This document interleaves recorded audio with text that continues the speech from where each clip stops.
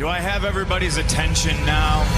Burn it down! This is the In My House Pro Wrestling Podcast. Finally, The Rock has come back home. Scotty Villa brings you your new favorite pro wrestling podcast. There is nothing you could do that is more dangerous than wrestling CM Punk. He's got the latest in covering all of the major promotions in professional wrestling. Austin 316 says I just whipped your ass. Breaking news and hot topics, he's covering everything from Monday night till Sunday night's main event. I'm the hottest thing in professional wrestling. I'm Dr. Britt Baker. And we never forget to go old school. I was rowdy before rowdy was cool. From the golden era. The irresistible force meeting the immovable object. To the attitude era. And if you're not down with that, then he's got 2 words for you. To the revolution. It's about the 14 years it took me to go from undesirable to undeniable. And everything in between. Super kick, hot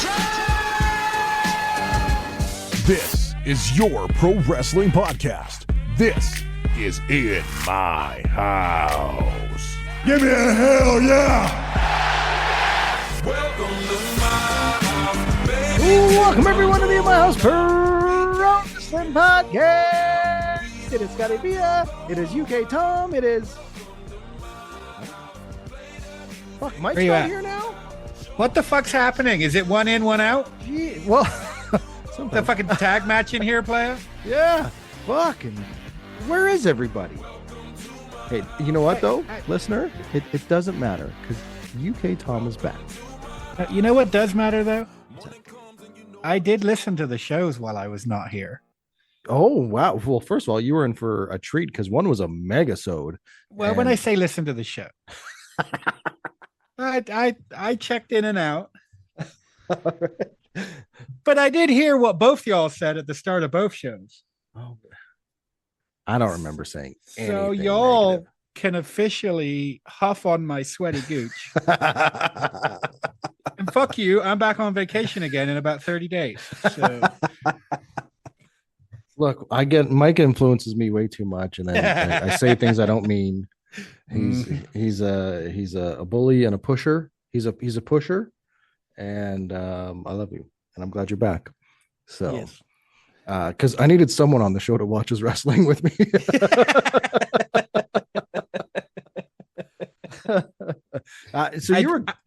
I did really enjoy you guys talking about your WrestleMania though. I thought that was really good.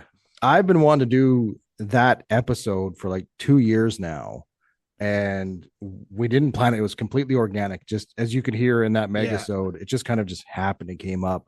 But it's literally one of my favorite stories to tell and trips to talk about. So I'll probably go back and listen to that every now and then because it's such a fun time for us. But dude, you've been gone for a couple of weeks and you had a real good visit in with some family. So you weren't watching too much wrestling over the last couple of weeks, were you? I watched one match. Can I guess? Yeah. Oh, this is easy. It's mask versus mask. It's mask versus mask. Yeah. So let's get your thoughts on that real quick before we get into it. What a fucking match. And like, I mean, I know they're gonna prove me right, and I hate that. But if WWE don't capitalize on this from Chad Gable, they're fucking idiots. And the pop he got on Raw, and I know everyone's made the Kurt Angle comparison since he showed up. And he doesn't have to be Kurt Angle. But just for once in the last couple of years, capitalize on something. And let him fucking wrestle. Go ahead. Sorry. I never want to see Ludwig Kaiser again. Wow. That, as far as I'm concerned, he doesn't exist.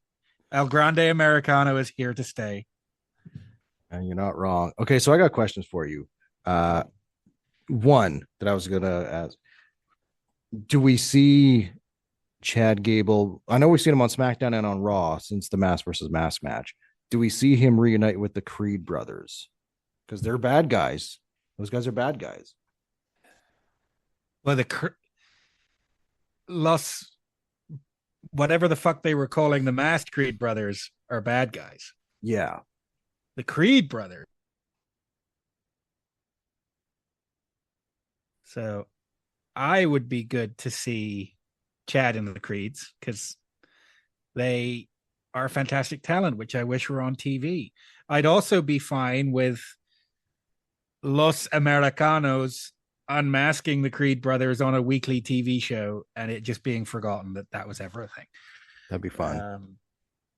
That'd be but, fun. I think I need Chad to separate. I think he just needs to go a separate way. Let the Creed brothers be tag team on their own. Maybe they come back again later, but I wouldn't be upset with that either. Yeah, I think that. Do you think, I said on the show last week, so I'm not blowing any fantasy booking or anything like that. Do you think at some point Chad Gable comes back to help El Grande Americano in AAA? Oh, I wouldn't be surprised if we see El Grande Americano, Chad Gable help Grande win the AAA title at Triple Mania. Love to see. They have to do that, right? They have to push El Grande to that championship now for Triple Mania. Dom's dropping that title at Triple Mania. I'm not one for fantasy booking usually and all that, and I don't usually make declarative statements. Dom's dropping that title at Triple Mania. They have to.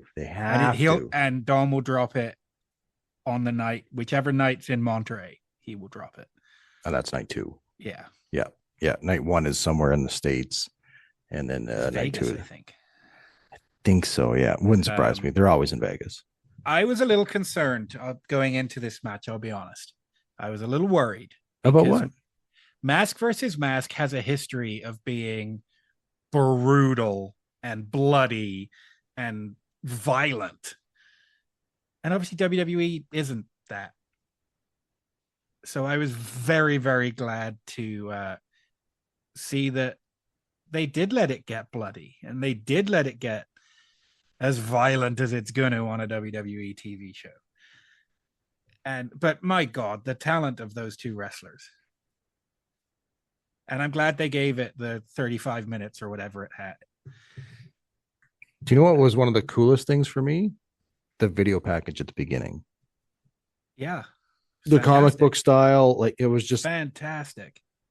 It set the tone for everything. And then you got these awesome entrances, dude. Oh, they were great. Right? Great. And then obviously there's some shenanigans in the match with the Los Americanos and Los Creed Bros or whatever they're called. But then Chad Gable takes a chair shot. Oofed. Oh, I'm gonna forget her name. What's her name? She takes the mask off. She's got the red hair. Fuck, Pimpy, what's her name? Pimpy or Pimpin? Or... Oh, Pimpy. Yes. Pimpy Escalarda. Yeah, to, I was thinking of massive pop. A massive pop, dude. See, this is one of my gripes with WWE's AAA, and I don't have many. But Pimpy was one of AAA's biggest stars. Always has been. And because of, I think we're supposed to say because of her gimmick, Pimpy's gimmick, WWE are never going to use them, Pimpy. I heard Corey Graves say her, so that's why I'm doing that. I've heard both, and I also know from independent shows that Pimpy don't care. Yeah. Okay. But like Pimpy's been women's champion in AAA, Pimpy's been men's champion in AAA. Pimpy's awesome. Pimpy, and there's nothing to it. But Pimpy was one of their biggest stars, and now is kind of reduced to a side or a comedy. Yeah, like showed up with the Wyatts and the Clowns to just like smooch with Joe Gacy, and I'm like, I get it. It's not the sort of gimmick that's going to thrive in WWE, but Pimpinalia is not in WWE. Pimpy's in AAA. I think they're just like slowly massaging her in. I think so. And now, seeing where it takes them. Given I don't know how to phrase this without somebody getting mad at me. Everyone settle the fuck down. Okay. You know that there is absolutely no hate from this comment that's about to come out of my mouth at all. Absolutely. Given that Pimpy is a dude, but the gimmick is that he's not a dude.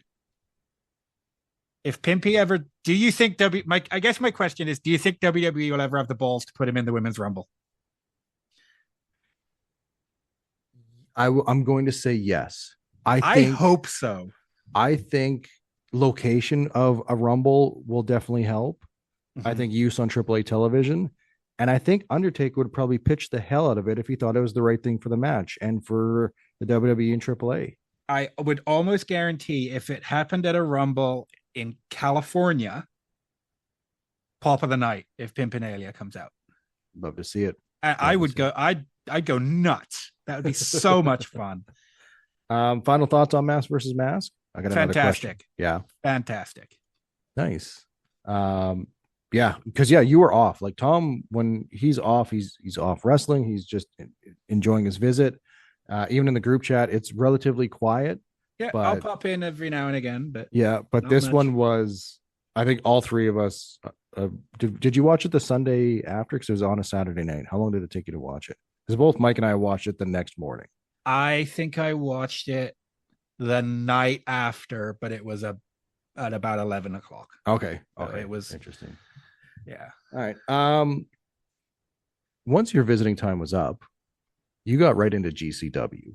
Oh, fuck me. What a weekend for GCW. And I've been waiting to talk to you about this on the pod. I did throw it at you on the group chat real quick, just like, I think we should talk a little bit of GCW, because I saw some clips that even I was going, holy fucking shit, these guys are murdering each other and the crowd's going wild.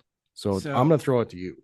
This weekend was a GCW deathmatch weekend. GCW doesn't do as many death matches as they used to, but they do still do them. This weekend was a pretty Saturday night was all death matches. It was a death match tournament, Scott. Love a good tournament. And Saturday, a good tournament. And Sunday was a death match show also. Sunday wasn't as good. I will throw that out there, but the main event was fantastic. Saturday was Tournament of Survival, which like I said, is their deathmatch tournament. Doesn't always have a title involved. This year's didn't. It was just because, well, fuck you, I'm going to hit you with shit. Yeah. The interesting thing this year was there was nobody in it who'd won it before. Awesome. Not a single person had been in it before, and most of them, it was their first time in a deathmatch tournament. Interesting. I love that. Now, GCW is pretty wild at the best of times. I don't know what the hell everybody was drinking. I don't know what was in the Kool-Aid this weekend, but everybody went up a level. It was fantastic. That's the vibe I got from your texts. And when I started seeing clips, I was like, man, this seems like a more elevated GCW. So that's what I was like, we got to talk about this on the pod. Now they go, the level of GCW when they're at the Showboat is always a little bit higher because that's their home, for want of a better word. Like they tour everywhere, but it's like WWE in Madison Square Garden or AEW in Jacksonville. When they're in the Showboat in Atlantic City, that's home, and the talent treated as such. But this weekend, we got some weird matches. So we had Masashi Takeda, absolutely crazy deathmatch Japanese legend, who faced Jonathan Gresham in a death match. Now, everyone was saying that this was Jonathan Gresham's first ever death match. That's not true. He did have one in 2016, 2017 in CZW as part of an ongoing storyline. But it was a fatal four-way, and his whole thing was, I'm a wrestler, I'm not doing that. So he spent a lot of it hiding outside. Which, for the gimmick and the time of the match, perfect. It works. Not this time. That motherfucker was going crazy. Holy shit, dude. Did you see the shooting star press? Yes. My Jesus fuck. I don't ever want to see it again. Like light tubes like that, and the amount that they used, the shooting star press on them is fucking insane. And the afterwards picture of all the broken glass in his back. It was fucking brutal. It's unbelievable. But go on. I also just have to point out, Jonathan Gresham had 2 strokes back in August last year. Yeah. What the fuck are you doing? I don't care if you don't like deathmatch wrestling. Go out of your way to watch Masashi Takeda versus Jonathan Gresham. Can I ask a quick question? Go ahead. How much wrestling did we get in that match before it became death matchy? No, that's exactly why I was going to say next. Okay. One of the reasons I love this match so much is it wasn't, I mean, I know people think deathmatch wrestling is garbage wrestling for the sake of it. This wasn't a garbage match. This was, I'm going to wrestle and I'm going to throw you into things that happen to be in the ring, or eventually I'm going to get fed up and then I'm going to hit you with shit. Mm-hmm. And the selling from, I mean, you saw it after the Shooting Star press. They didn't immediately go to something else. Jonathan Gresham sold the shit out of that, and he probably wasn't selling. It was a forced sell. This was a wrestling match that had light tubes. Highly recommend this, especially if you're newish to deathmatch wrestling, because as some of it was pretty brutal, but there was nothing disgusting. There was nothing gross. The next match I want to talk about, however, nearly was too much for me. Oh. So that was Little Sicko, or Sicko the Clown. He has 2 names, which bugs me. Who is a walking wardrobe malfunction. He wears the old Zack Ryder tights. Oh. But he's really skinny. So I'm like, your balls are just going to fall right out of there. And he was facing Nino Extremo, who I've only seen once before. And Jesus Christ, I don't know how they're alive. Now, the point, have you seen any of this over the weekend? It's a clown and a, did you see the porcupine board? Yes. That's so. Tom, what the fuck? For the listener, hi, Sheldon. Hi, Slate. Fuck you, Kyle. Now, for the people that haven't seen it, in the corner of the ring, there was a wooden board with toothpicks in it sticking out of the board. Now, we didn't see this until towards the end of the match. Little Sicko then gets flipped or power bombed onto this toothpick board, and just is immediately a porcupine. Mm-hmm. They were in his fucking back, and I wasn't he was taking bumps. It was great. Hey. Tom, I don't know how bodies function with stuff like that happening. This is different, but a year or two ago when Adam Copeland fought John Moxley and he hit him with that nail bat, and it just stuck in his back, and it's just pulling on skin and flesh. That's a light version of what we saw with the porcupine thing, because the porcupine thing is so fucked up. If you want to see a death match that is more like watching a car crash that you can't look away, and it's just incredible, Little Sicko versus Nino. It was wild. And what was even crazier is even after that, Nino advanced in the tournament, so he had to wrestle again. Was he one of the ones that did the Spanish fly off of the scaffolding? Yep. Into the what looked like a pane of glass. A pane of glass. Yeah. What the fuck, dude? That can't. He was also the one in the clip that I think I retweeted it and tagged the podcast page of, this is the power bomb I was referring to. Oh yeah. Whoa. So he goes out, he gets in the second round, Masashi Takeda's got him, power bombs him over the top rope to the floor, but instead of hitting the floor, there's a spider web of barbed wire, which he then gets stuck in. Was there light tubes on there? There was light tubes on the spider web too. GCW, I mean, it's not for everybody, and it shouldn't be. Absolutely not. If it's not your jam, not your jam. Even for me, I'm like, that's a little much. The Spanish fly through the pane of glass, it's like, holy fuck. The porcupine thing, if I never saw it again, it wouldn't bother me. Yeah. That's fucked up. But that power bomb, dude. Wow. My only concern is I don't want to see a porcupine board in every death match now. Let's not do that. Yeah. I love deathmatch wrestling, but there's a time and a place, and a big deathmatch tournament. If you're gonna do something, do it then. Yeah. Absolutely wild weekend for GCW, and very good introduction back to wrestling for me. Now, GCW, if you're listening, and we know you are, let's get that Montana date announced. Let's find out where it is. Let's just get that out there so Tom knows where he might be going for GCW if you can announce a Montana date. I need that Montana date. I have my hotel picked out in all 3 possible cities. I know how far it is to each city. Just announce the date and don't be on a date that I'm busy. I swear to fuck. Mr. Lauderdale, you got a diehard fan here? Preferably once you're done with Montana, maybe over to North Dakota, maybe up to Saskatchewan, Canada. Yeah. I think it'd be a real nice treat. Real nice treat. Get some first-time fans out there. Speaking of Saskatchewan, obviously. Mm-hmm. You know what? The only bad thing about being away when I was? What's that? I missed the Brock Lesnar meet and greet. That was a tough loss for you. I mean, I missed it too. I couldn't get out of work, and it crushed me, especially seeing how awesome he was with everyone that came up to meet him and take pictures and autographs. Now, when you sent that picture to the group chat, I thought it was a rib to begin with. Took me a while to really believe it too.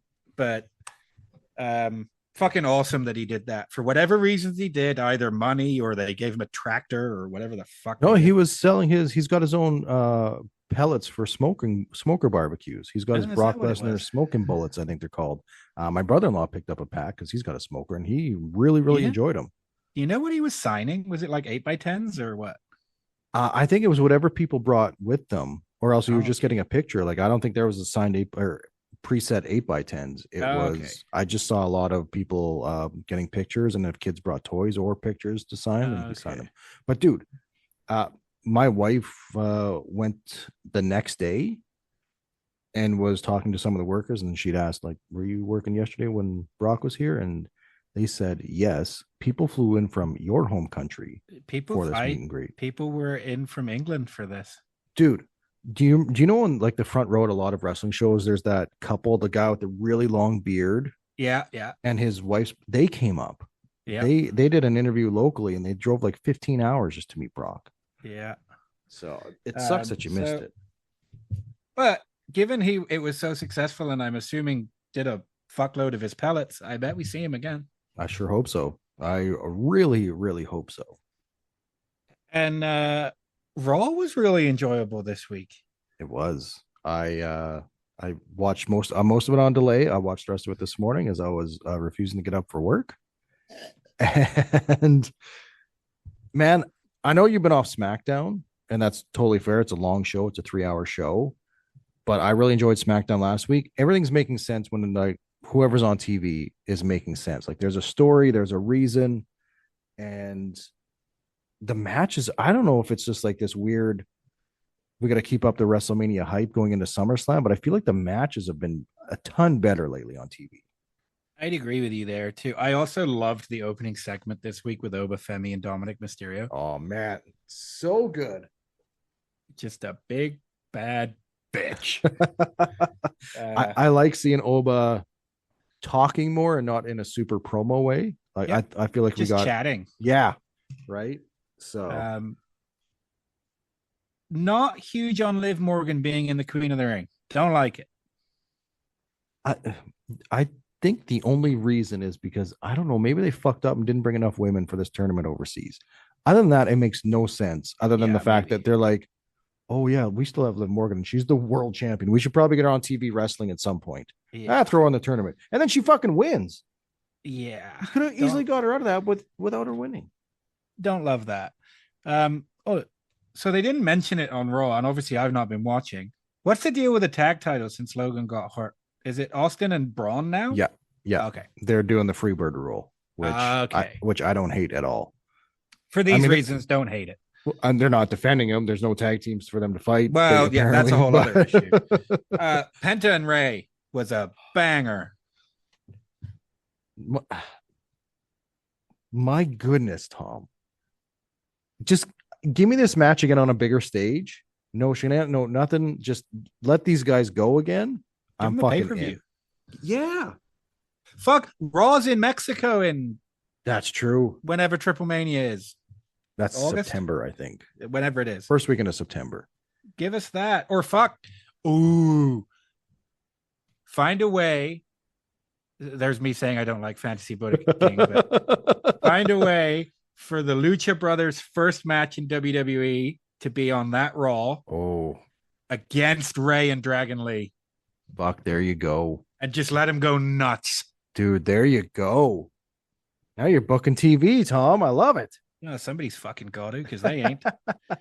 I'm still enjoying the Bloodline story with the Jacob Fatu and the Usos and Roman. We didn't get Roman this week on Raw, which is really weird too. But no, because he'd have to get on a plane. He was at the last. He's been there every week pretty much. But I'm like, why wouldn't you be in Paris? But anyway, who wants to be in Paris? Well, it's a good crowd, dude. That crowd was so much fun last night. The crowd was great, but it's my least favorite city I've ever been to. That's what I've heard. I've heard that from a few people. I'm not loving the Bloodline storyline. I gotta be honest. Are you over it? I'm over it. They beat Jacob twice, which I don't like. I cannot take the Usos seriously in any role. They're doing this big tough man. I'm good. I'm the big bag. Bitch, I'll slap the shit out of you. Tom, I think there's a turn coming.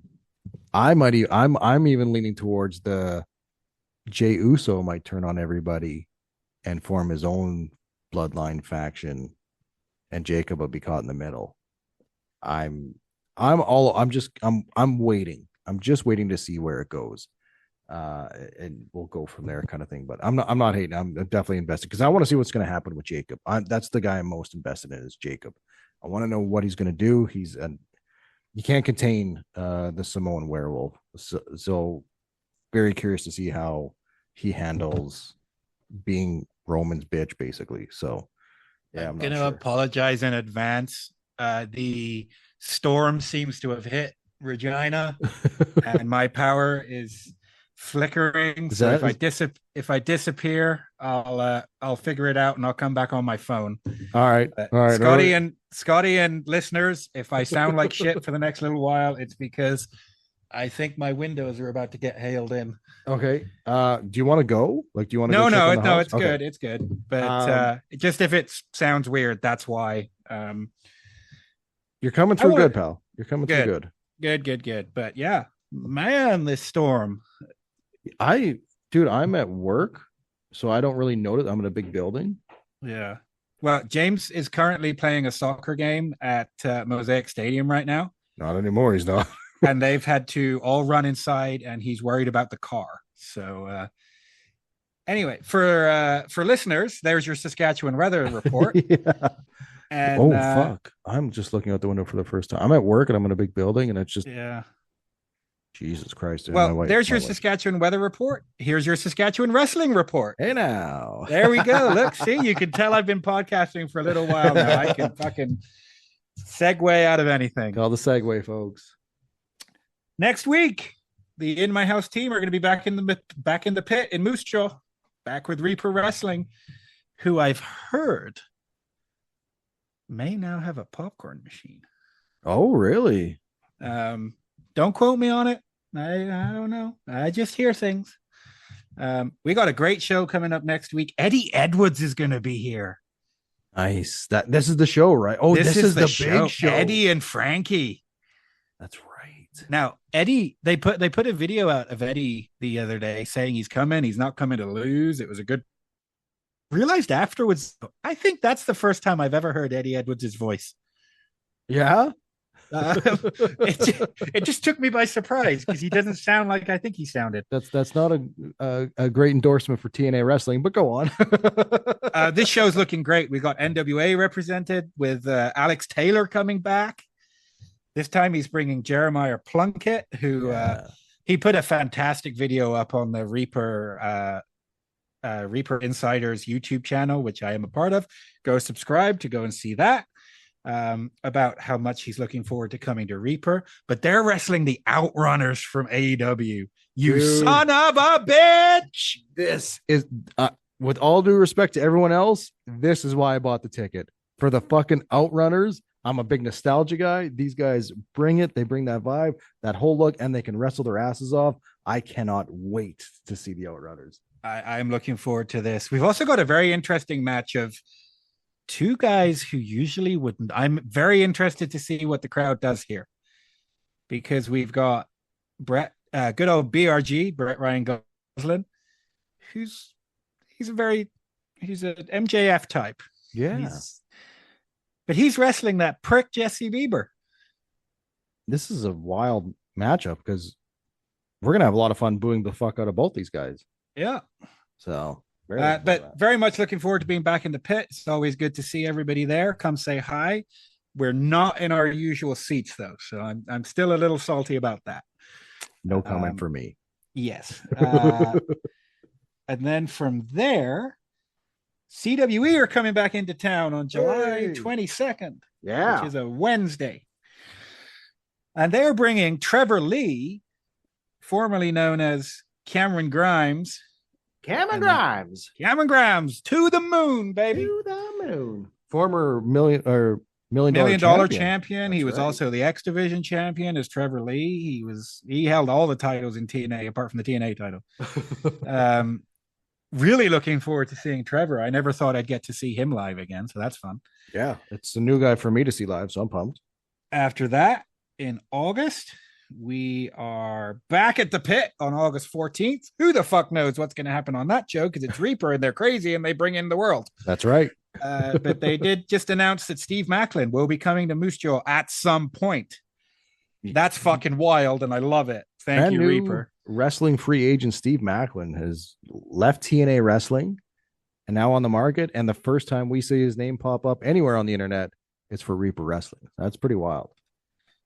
And then the week after that, August 22nd, I've already got my ticket. I'm going to be trucking my way back up to Weyburn or Westavan. Weyburn. I know it's Weyburn. Get them all riled up. For Surrey Valley Wrestling, back running their second show. Evan from Caravan's going to be there doing the ring announcing. He better take a bump, otherwise I'm not going to spend any money at his store.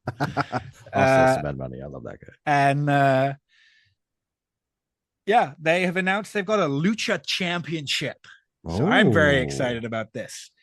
Psychodelia, who was my wrestler of the week after the last show, is coming back.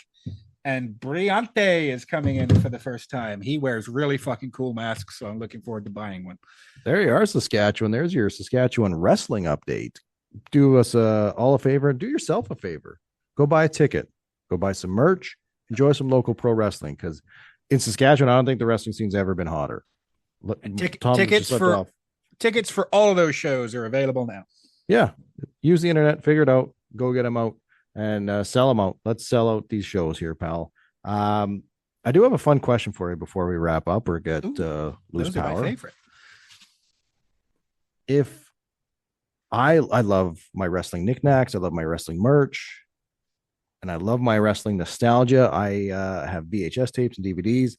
And it got me thinking, Tom, if you were to start, and money's not an option, you can buy whatever you wanted, but you can only buy the one thing to start the collection. What is the first piece of wrestling physical media that you would buy? Ooh.